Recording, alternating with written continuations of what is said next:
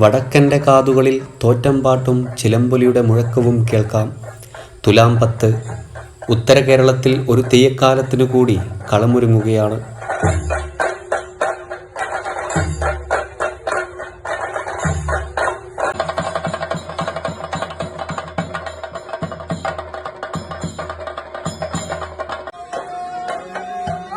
പത്താമുദയത്തോടെ തെയ്യക്കാലത്തെ വരവേൽക്കാനൊരുങ്ങുകയാണ് ക്ഷേത്രങ്ങളും കാവുകളും കഴകങ്ങളും.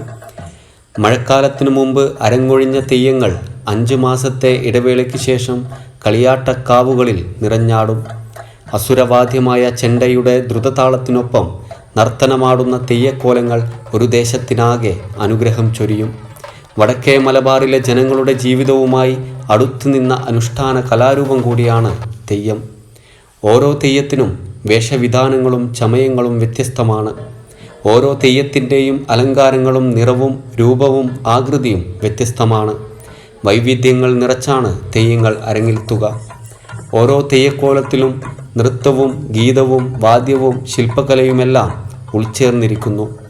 ആചാര അനുഷ്ഠാനങ്ങൾക്കപ്പുറം ഒരു ദേശത്തിൻ്റെ സംസ്കാരവും പൈതൃകവുമെല്ലാം ചേരുന്ന ഒരു കലാരൂപം കൂടിയാണ് തെയ്യം.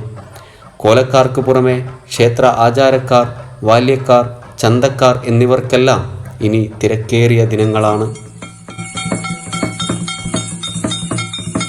News 14 live, Kasaragod.